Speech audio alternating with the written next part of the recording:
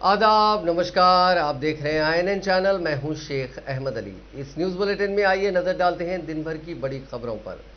तेलंगाना के बाविखार अहम प्रोजेक्ट कालेश्वरम ने गुज़िश्ता 6 बरसों में रियासत के मंजरनामे को तब्दील कर दिया है। इस प्रोजेक्ट ने मंगल को एक और अहम संग-मील को उस वक्त पार कर लिया जब वज़ीर आला चंद्रशेखर राव ने कोंडा पोचम्मा सागर से पानी को सिद्दीपेट जिले के ओसोलोपालम में वाक़ हल्दी वागू प्रोजेक्ट में छोड़ा। आज सुबह ही से इस मंडल में जश्न का मंजर देखा जा रहा था, क्योंकि हल्दी वागू प्रोजेक्ट में पानी को छोड़ना तारीखी लम्हा बन गया, जिससे मेदक और सिद्दीपेट अजला में सरसब्जी और शादाबी में इजाफा हो जाएगा। वज़ीर आला की आमद के साथ ही उनका रिवायती तौर पर इस्तकबाल किया गया। वज़ीर आला के साथ स्पीकर पोचाराम श्रीनिवास रेड्डी, वज़ीर finance Harish Rao, roads and buildings minister Vemula Prashanth Reddy और दूसरे मौजूद थे। केनाल में पानी छोड़ने से पहले वज़ीर आला ने दरियाए गोदावरी की खुसूसी पूजा की। ओहदेदारों के मुताबिक 1600 क्यूजिक्स पानी इस केनाल में जारी होगा और इसको निज़ाम सागर प्रोजेक्ट पहुंचने में 10 दिन दरकार होंगे।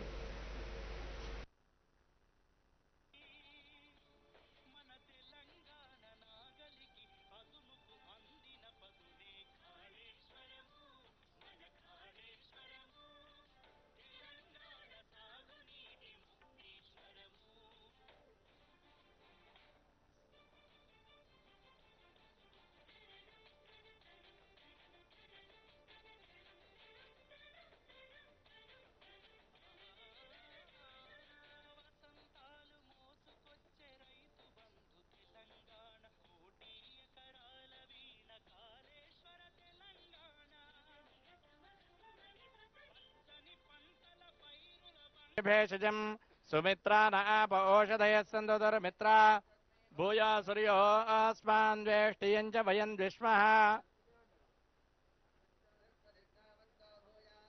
प्रतिष्ठाय आचिस्मख्य प्रतिष्ठस्य भूयाद्य अस्मान् वेष्टियं च वयं विश्वः आपोहिष्ठामयो भुवस्तान ऊर्जे ददातना महेरणा यजक्षसे यो वः शिवतमोरसस्तस्य भाजयते हनः उषतीरिव मातरः तस्मा अरङ्गमामवो यस्य क्षयाय जिन्वथा आपो जनयथा जनः। हलो पृथिवी शांता साग। हल्के असम्बली नागार्जुना सागर के ज़मीनी इंतखाबात की तशहीरी मुहिम के हिस्से के तौर पर इस माह की 14 तारीख को ज़िले नलगुंडा के अनुमुलु मंडल के हदूद में वज़ीर आला चंद्रशेखर राव का जलसा मुनक़िद किया जाएगा। हुक्मरान जमात TRS के रुकन असम्बली एन नरसिम्हलू की मौत की वजह से इस हल्के का ज़मीनी इंतखाब ज़रूरी हो गया है। TRS ने उनके बेटे एन भगत को इस हल्के से उम्मीदवार बनाया। उनकी इंतखाबी मुहिम में रियासती वुज़रा, अरकान असम्बली, अरकान काउंसिल और TRS के लीडरों की बड़ी तादाद हिस्सा ले रही है। TRS की इंतखाबी तशहीरी मुहिम मौज़ूआत में शिद्दत इख्तियार करती जा रही है और इस खुसूस में वज़ीर आला के जलसे के सिलसिले में मकामी TRS कैडर में जोश व खरोश में इजाफा देखा जा रहा है। इस जलसे में हल्के के तमाम मंडलों से अवाम की कसीर तादाद की शिरकत की तवक्को है। जलसे में तकरीबन 50,000 अफराद के लिए इंतजामात किए जा रहे हैं। वज़ीर ज़राअत निरंजन रेड्डी ने कहा है कि रबी मौसम में 52,80,000 एकड़ पर काश्त हुई। सूर्यापेट में धान की खरीदारी के मराकज़ का आगाज़ करने के बाद मीडिया से बात करते हुए उन्होंने कहा कि धान की पैदावार में नलगुंडा ने रिकॉर्ड कायम किया। रबी मौसम में मौसम बरसात से ज़्यादा धान की काश्त हुई। मौसम बरसात में 53,25,000 एकड़ पर काश्त हुई थी। उन्होंने कहा कि ये तेलंगाना की कामयाबी है। उन्होंने कहा कि किसानों को चाहिए कि वो धान के अलावा दीगर फसलों पर भी तवज्जो दें। उन्होंने कहा कि मिर्ची की मार्केट में बहुत डिमांड है। उन्होंने कहा कि मोटे चावल की काश्त किसान ना करें, मुस्तकबिल में इसके फ़रोख्त होने के इम्कानात कम है। एल फार्म की काश्त के ऑयल फार्म माफ़ कीजिएगा पाम ऑयल फार्म की काश्त के नलगुंडा ज़िले मौजू है। उन्होंने अहदेदारों से कहा कि किसानों के साथ मिलकर बुनियादी सतह का दौरा करें और ऑयल फार्म की काश्त से मुतालिक शऊर बेदारी करें। లాంటి భూములన్నింటినీ కూడా అచ్చుగట్టి వరేస్తే మనకు మంచిది కాదు. దయచేసి ఆలోచన చేయాల్సిందిగా నేను మనవి చేస్తా ఉన్నా. ముఖ్యమంత్రి గారు స్పష్టంగా చెప్పినారు, రేపు వచ్చేటువంటి వానాకాలానికి ఇప్పుడే వానాకాలానికి సంబంధించిన సన్నద్ధత తయారైతుంది కాబట్టి వచ్చే వానాకాలానికి రాష్ట్రంలో మొన్న 10,80,000 ఎకరాలలో కంది పండింది మొన్న సీజన్లో. రాబోయే సీజన్లో 20 నుంచి 25 లక్షల ఎకరాలకు కందిని తీసుకొని పోండి. మార్కెట్ ఉంది, డిమాండ్ ఉంది. అంతగా రైతులకు ఇబ్బంది ఉంటే నేనున్నా అని చెప్పి ముఖ్యమంత్రి గారు చెప్పడం జరిగింది. అందుకోసం నేను మీ అందరికీ కూడా విజ్ఞప్తి చేస్తా ఉన్నా, మీ ద్వారా రైతాంగానికి కూడా ఈ అంశం చేరవేయాలని చెప్పి నేను కోరుతా ఉన్నా. కంది సాగును పెంచండి రాబోయే రోజులలో. కందిపప్పు తక్కువై మనం ఎలా ఆఫ్రికా నుంచి దిగుమతి చేసుకుంటున్నది భారతదేశం. మనం తినే मंगल के रोज रियासती असेंबली स्पीकर पोचाराम श्रीनिवास रेड्डी की तबीयत खराब होने की खबरें बाज टीवी चैनल्स में शाया की गईं, जो बिल्कुल बेबुनियाद है। स्पीकर के पीआरओ ने एक मजम्मती नोट जारी करते हुए कहा कि पोचाराम श्रीनिवास रेड्डी बिल्कुल सेहतमंद है और वो वजीर आला के हमरा प्रोग्राम में शिरकत भी उन्होंने की। इस प्रोग्राम के बाद दीगर प्रोग्रामों में भी उन्होंने शिरकत की, इसीलिए किसी को परेशान होने की जरूरत नहीं है। पोचाराम श्रीनिवास रेड्डी बिल्कुल सेहतमंद है। छत्तीसगढ़ में नक्सलाइट्स के साथ हुए एनकाउंटर में हलाक आंध्र प्रदेश से ताल्लुक रखने वाले एक सीआरपीएफ कांस्टेबल की लाश हैदराबाद के शमशाबाद एयरपोर्ट लाई गई। कल शब इंडिगो के जरिए ये लाश इंडिगो की फ्लाइट E624 के जरिए ये लाश लाई गई।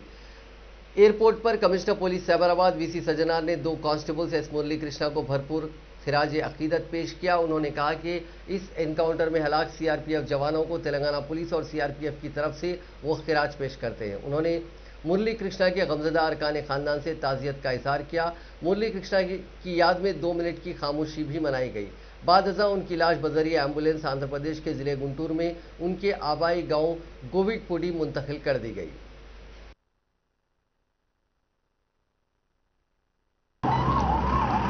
భారీ ఎన్కౌంటర్లో మన CRPF, DRG, local force, Chhattisgarh force దాదాపు 22 మంది అమరవీరులు కావడం జరిగింది. వాళ్ళందరికీ తెలంగాణ రాష్ట్ర ప్రభుత్వం తరఫు నుంచి, తెలంగాణ పోలీస్ తరఫు నుంచి, సైబరాబాద్ పోలీస్ తరఫు నుంచి, సిఆర్పిఎఫ్ ఆఫీసర్స్ తరఫు నుంచి జోహార్లు అర్పిస్తూ వాళ్ళ ఫ్యామిలీ మెంబర్స్ అందరూ కూడా ప్రగాఢ సంతాపాన్ని వ్యక్తం చేస్తున్నాను. ఈరోజు గుంటూరు జిల్లాకు చెందిన మురళీ కృష్ణ మన సిఆర్పిఎఫ్ జవాను ఈ ఒక సంఘటనలు కూడా అమరవీరులు కావడం జరిగింది.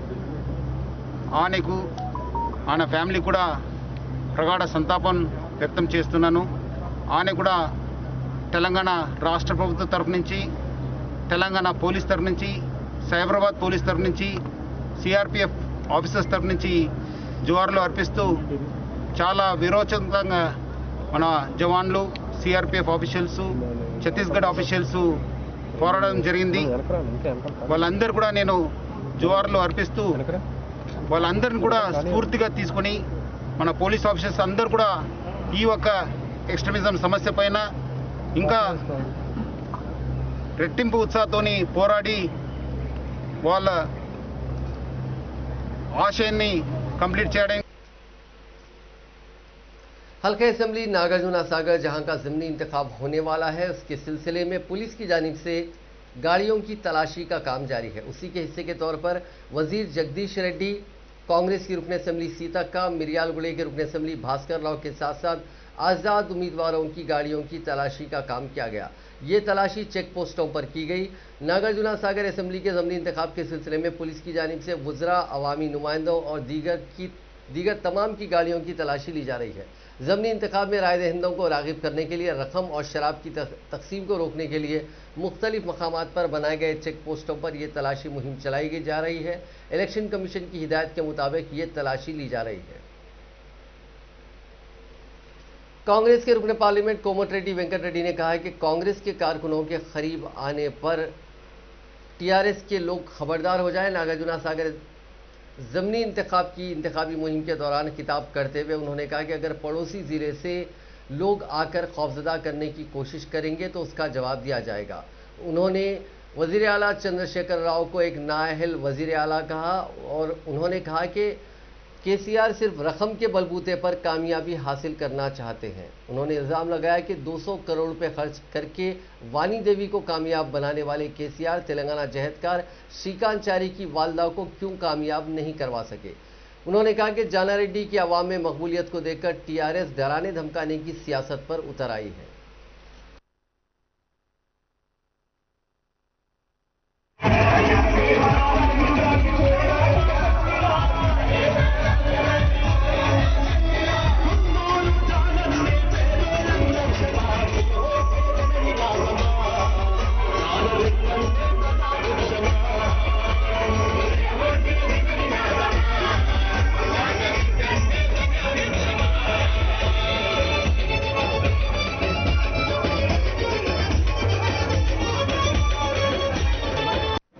తల్లిదండ్రులు అందరూ చూసి ఏమనుకోవాలి?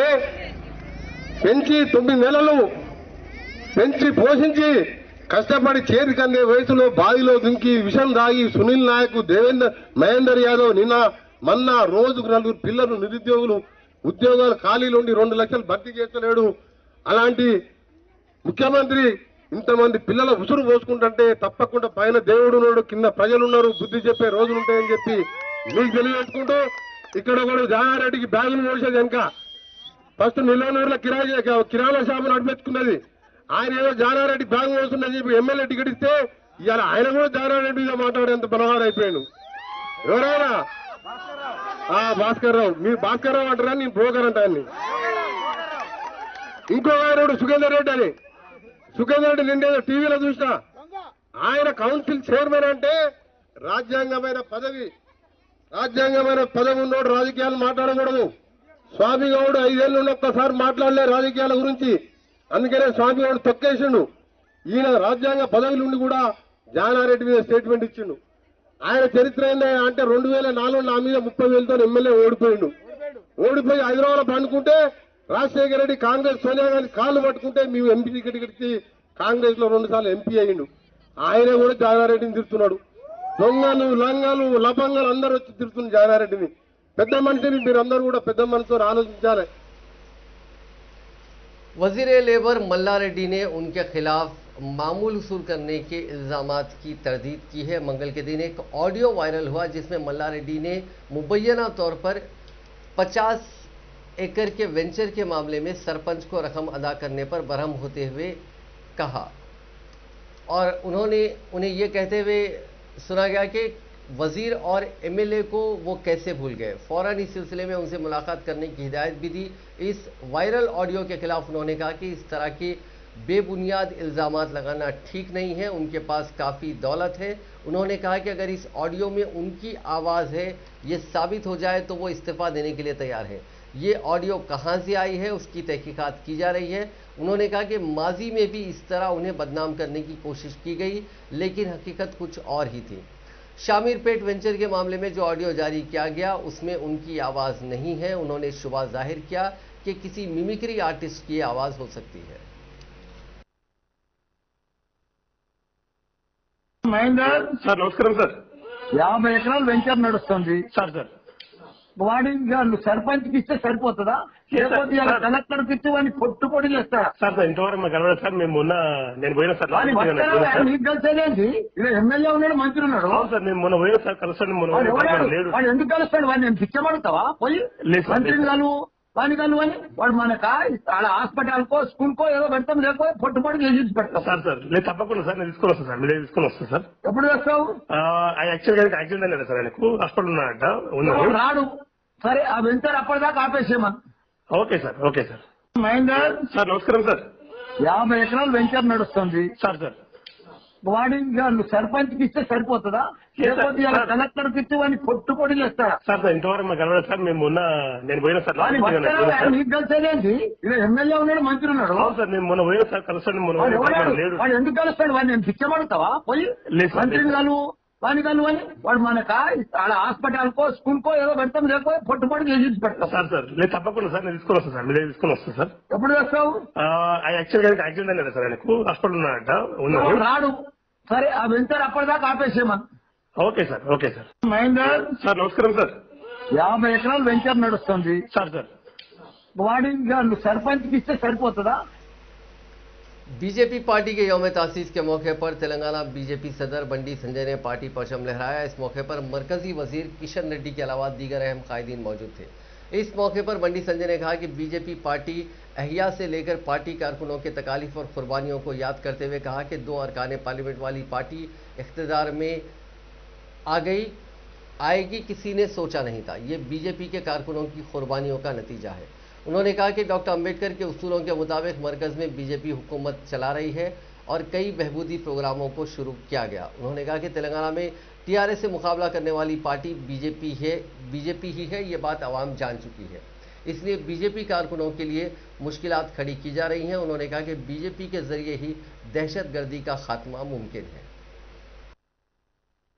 ఇబ్బందులు భరించి అనేక మంది కార్యకర్తల త్యాగాల ఫలితంగా ఈరోజు దేశంలో ఒక దేశభక్తుల పాలన శ్రీ నరేంద్ర మోడీ గారి నేతృత్వంలో కొనసాగుతుందంటే అది కార్యకర్తల యొక్క శ్రమ, కార్యకర్తల కష్టము, కార్యకర్తల యొక్క త్యాగాలన్న విషయాన్ని మనందరం గుర్తుంచుకోవాల్సిన అవసరం ఉంది. వాళ్ళ దేశంలో అనేక పార్టీలు వచ్చినాయి, అనేక సిద్ధాంతాలు వచ్చినాయి, కానీ అన్ని తెరమరుగైపోయినాయి. ఒకప్పుడు భారతీయ జనతా పార్టీ ఆవిర్భావం తర్వాత 2 ఎంపీ స్థానాలుంటే ఎట్టి బస్సులో భారతీయ జనతా పార్టీ దేశంలో అధికారంలోకి వస్తుందని చెప్పిన తరంలో చాలా మంది అనుమానపడ్డారు. ఒక జోక్గా తీసుకొని ఇవాళ అవమానపరిచే ప్రయత్నం చేశారు. కానీ 2 స్థానాల్లో నుండి భారతీయ జనతా పార్టీ ఇవాళ 303 ఎంపీ స్థానాలను గెలుచుకొని ఒక శక్తివంతమైన పార్టీగా, ప్రపంచంలోనే శక్తివంతమైనటువంటి ఒక అతిపెద్ద జాతీయ పార్టీగా ఈరోజు ప్రపంచంలో ఉందంటే ఇదంతా కూడా కార్యకర్తల శ్రమ, కార్యకర్తల కష్టం. త్యాగాలు ఇప్పుడు మొదలుగా అప్పటి మొదలైంది. 2 జెండాలు, 2 ప్రధానులు రోజుల్లో ముందుకెళ్తాము. ముఖ్యంగా ఈరోజు చాలా సంతోషం ఏంటంటే ఈరోజు అత్యధికమైనటువంటి సభ్యులు కలిగినటువంటి పార్టీగా చైనా కమ్యూనిస్ట్ పార్టీ ఉండేది. దానిని కూడా ఈరోజు అధిగమించి ప్రపంచంలో అతిపెద్ద పార్టీగా భారతీయ జనతా పార్టీ ఆవిష్కరించబడింది. ఈ సందర్భంగా నేను పార్టీ కార్యకర్తలకు, ప్రజలకు భారతీయ జనతా పార్టీ తరఫున హృదయపూర్వకమైనటువంటి శుభాకాంక్షలు తెలియజేస్తాను. తమిళనాడు ఎన్నికల్లో ఏదైతే గత పార్లమెంట్ ఎన్నికల్లో పోల్ చూసినప్పుడు మొత్తం పార్లమెంట్ స్థానాలలో 1 సీటు మాత్రమే ఎన్డీఏ గెలిచి మిగతా డిఎంకే సారథ్యంలోని మరి ఫ్రంట్ అక్కడ గెలవడం జరిగింది. కానీ ఈరోజు పరిస్థితి మారింది. ఈరోజు పళనిస్వామి గారి నేతృత్వంలో రాష్ట్రంలో, నరేంద్ర మోడీ గారి నేతృత్వంలో కేంద్రంలో ఉన్నటువంటి 2 ప్రభుత్వాలు కలిసి గత 4 సంవత్సరాలుగా తమిళనాడుకు సంబంధించి అనేక రకాల అభివృద్ధి కార్యక్రమాలు, సంక్షేమ పథకాలు, మరి ఒక మంచి ప్రభుత్వాన్ని ప్రజలకు ఇచ్చేటువంటి ప్రయత్నం చేయడం జరిగింది. డిఎంకే అంటే రౌడీయిజము, డిఎంకే అంటే గుండాయిజము, డిఎంకే అంటే ఈరోజు కట్ట పంచాయతీ, ఆ రకంగా ల్యాండ్ మాఫియా, ఇసుక మాఫియా డిఎంకే పెట్టింది పేరు. కాబట్టి ఈరోజు తమిళనాడు ప్రజలు ఒక మంచి ప్రభుత్వంగా ఉన్నటువంటి అన్నా డిఎంకే ప్రభుత్వాన్ని కొనసాగించాలని, ఈ యొక్క మాఫియాతో కూడినటువంటి ప్రభుత్వం రాకూడదని అక్కడ ప్రజలు భావిస్తూ ఉన్నారు. తప్పకుండా గత నెల రోజుల క్రితము, 20 రోజుల క్రితం పరిస్థితి వేరు. ఇటీవల మరి అనేక రకాలుగా భారతీయ జనతా పార్టీ కేంద్ర నాయకుల పర్యటన తర్వాత తమిళనాడులో కూడా అన్నా డిఎంకే ప్రభుత్వం పూర్తి స్థాయిలో వచ్చేటువంటి అవకాశం ఏర్పడింది. తప్పకుండా ఈరోజు నువ్వా నేను అన్నట్టుగా ఈ ఎన్నికల్లో అటు డిఎంకే, ఇటు ఎన్డీఏ కలిసి ఈరోజు మరి పోటీ చేస్తూ ఉన్నాయి. తప్పకుండా రానున్న రోజుల్లో అన్నా డిఎంకే ప్రభుత్వము తిరిగి అక్కడ ఏర్పడుతుంది. భారతీయ జనతా పార్టీగా చాలా రోజుల తర్వాత మళ్ళీ మా పార్టీకి సంబంధించినటువంటి ఎమ్మెల్యేలు. छत्तीसगढ़ में माओइस्टों के साथ हुए एनकाउंटर के वाक़े के बाद तेलंगाना में चौकसी अख्तियार की गई, जहां बड़े पैमाने पर तलाशी मुहिम जारी है। इसी तलाशी मुहिम के दौरान पुलिस मुलाजिमीन को एक टिफिन बॉक्स मिला, जिसमें सिलसिला जिले में सनसनी फैल गई। जिले के कोनाराव पेट मंडल के मरीगुड़ा के हुदूद में वाक़े जंगलाती इलाके में ये टिफिन बॉक्स पाया गया। पुलिस ने इस टिफिन बॉक्स को काफ़ी एहतियात से वहां से निकाला। पुलिस ने एहतियाती तौर पर उस इलाके की जहां ये टिफिन बॉक्स पाया गया था जेसीबी से खुदवाई करवाई, ताकि पता चल सके कि आया इस इलाके में ज़ेरे ज़मीन कोई मुश्तबा शय तो नहीं है। इस टिफिन बॉक्स में बम पाया गया, जिसको पुलिस के टीम ने नाकारा बना दिया। राजन्ना सिलसिला निजामाबाद जिले की सरहद पर वाक़ इलाकों में मरीपाड़ू, मानेला जंगलाती इलाकों में क़ब्ल-अज़ीम माओइस्टों जनशक्ति नक्सलाइट्स रहा करते थे। पुलिस ने शुबा जाहिर किया है कि नक्सलाइट्स ने उसी वक्त ये बम नस्ब किया है। इस टिफिन बॉक्स के मिलने के बाद पुलिस और बम को नाकारा बनाने वाले स्क्वाड की जानिब से इस इलाके की बड़े पैमाने पर तलाशी ली गई। ताहम कोई भी मुश्तबा शय ना मिलने पर राहत की सांस ली गई।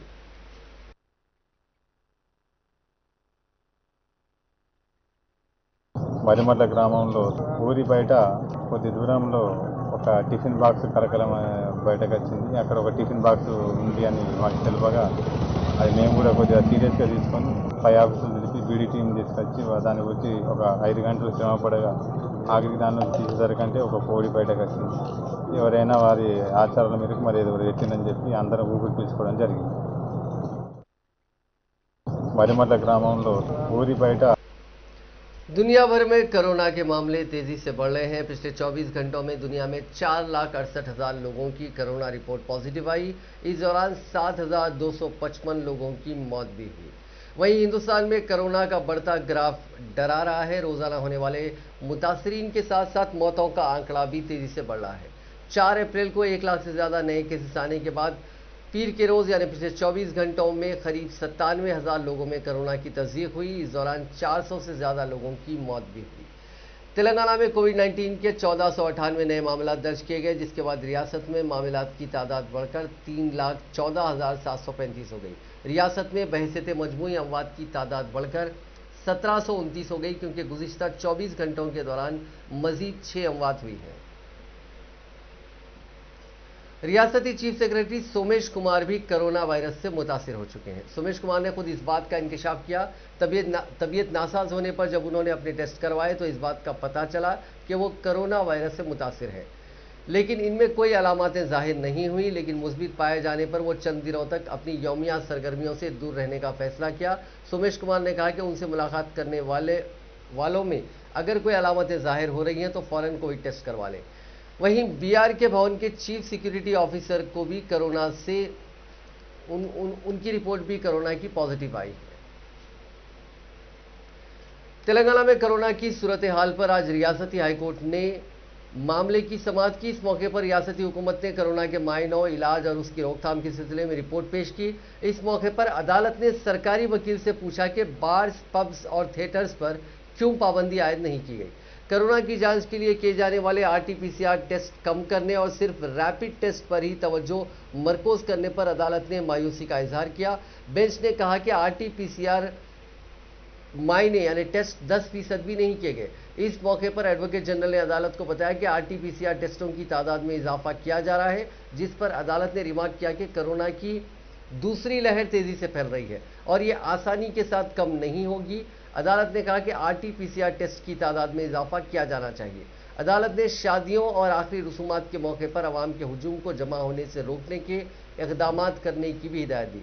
कोरोना से मुस्बित पाए जाने वाले और अमवात की शरह की तफसीलात के साथ साथ बस स्टैंड, रेलवे स्टेशन, पुरहुजूम मकामात में किए जाने वाले टेस्टों की तफसीलात भी पेश करने की हिदायत दी।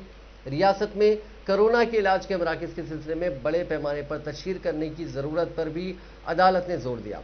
साथ ही यतीम खानों, बैतुल मुअम्मरीन पर खुसूसी तवज्जो मरकूज करने की भी हिदायत दी। अदालत ने रियासती हुकूमत को हिदायत दी कि वह अंदरून 48 घंटे रिपोर्ट अदालत में पेश करे, जिसमें कोरोना के गाइडलाइंस के निफाज के लिए उठाए गए इक़दाम, उन गाइडलाइंस पर अमल न करने वाले अफराद के खिलाफ कार्रवाई और जुर्मानों की तफसीलात से वाकिफ करवाया जाए। तेलंगाना के जिले जगतियाल के इब्राहिमपट्टनम मंडल में कोरोना के पेश नज़र लॉकडाउन नाफिज कर दिया गया। आज से इस मंडल मुस्तकर में लॉकडाउन का निफाज अमल में लाया गया। आवाम को ज़रूरी अशिया की खरीदारी के लिए सुबह 6 बजे से 11 बजे दिन तक किराना और दीगर ज़रूरी सामान की दुकानात को खुला रखने की इजाज़त रहेगी। कोविड के उसूलों की खिलाफ वर्जी करने वालों के खिलाफ सख्त कार्रवाई की जाएगी।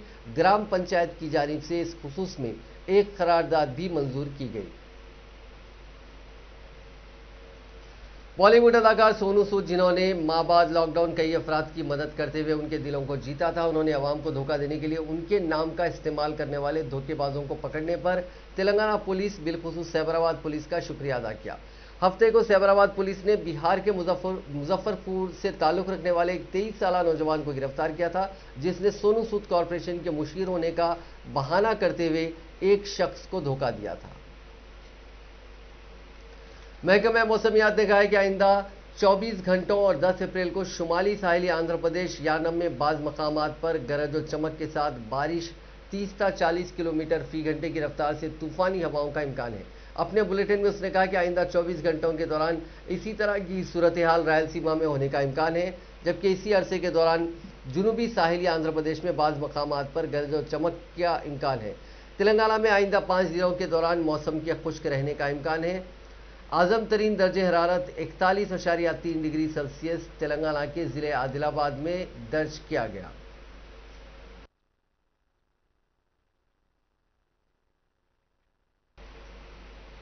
जोधपुर के फलोदी जेल से पीर की शाम को खातून सिपाही की आंख में मिर्ची झोंककर 16 कैदी फरार हो गए। शुरुआती जांच में मंगल को कैदियों के भगाने या भागने के रास्ते पर्दा उठ गया। इसमें 4 पुलिस एहलकारों की मिली भगत सामने आई है। ये 4 किरदार कैदियों को जेल से बाहर निकालने की पूरी साजिश में शामिल हैं। शुरुआती जांच के बाद उन्हें सस्पेंड कर दिया गया। ये पूरा वाकया एक फिल्म की कहानी जैसा है।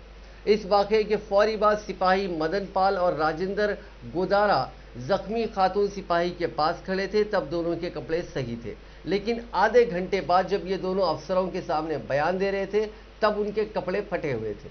उन्होंने कैदियों के साथ धक्का मुक्की होने की बात कही, जबकि फौरी बाद की तस्वीरों से वाज़ेह है कि कैदियों को रोकने की दोनों ने कोई कोशिश नहीं की। बाद में दोनों ने अपनी वर्दी व ड्रेस खुद फाड़कर ये दिखाने की कोशिश की कि उन्होंने कैदियों को भागने से रोकने के लिए बहुत कोशिश की। इसके बाद सभी चारों सिक्योरिटी गार्ड्स शक के घेरे में आ गए।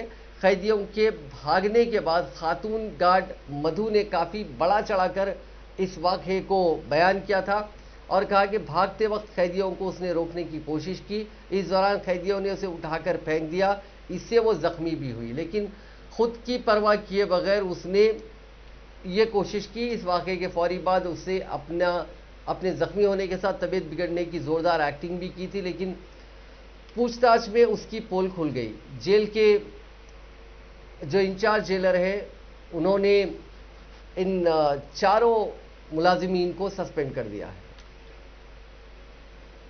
वज़ीर-ए-आज़म नरेंद्र मोदी ने आज कहा है कि भारतीय जनता पार्टी ने मुल्क में इलेक्शन नहीं बल्कि महात्मा गांधी की खिदमात के मंत्र की बुनियाद पर मुल्क के आवाम का दिल जीता है और पार्टी की तौसी से डरे हुए सियासी मुखालिफिन झूठ और अफवाहें फैलाकर मुल्क में अदम इस्तेहकाम पैदा करने की कोशिश कर रहे हैं। मोदी ने बीजेपी के 41वें यौम तासीस के मौके पर वीडियो कॉन्फ्रेंसिंग के जरिए से कारकुनों से खिताब करते हुए ये बात कही।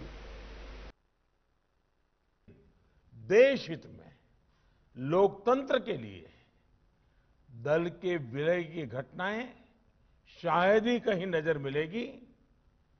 भारतीय जनसंघ ने ये करके दिखाया था। जनसंघ से लेकर अभी तक ये तपस्या हमारे कार्यकर्ताओं के लिए बहुत बड़ी प्रेरणा है। साथियों, पिछले साल कोरोना ने पूरे देश के सामने एक अभूतपूर्व संकट खड़ा कर दिया था। तब आप सब अपना सुख दुख भूलकर देशवासियों की सेवा में लगे रहे।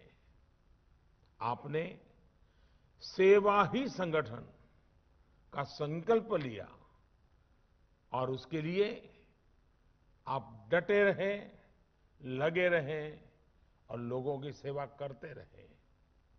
जो काम आप गांव-गांव में, शहरों में कर रहे थे, घर घर पहुंच रहे थे, वैसा ही कुछ काम अंत्योदय की प्रेरणा से भाजपा की सरकारें, चाहे केंद्र हो या राज्य हो, अपना दायित्व निभाती रही। गरीब कल्याण योजना से लेकर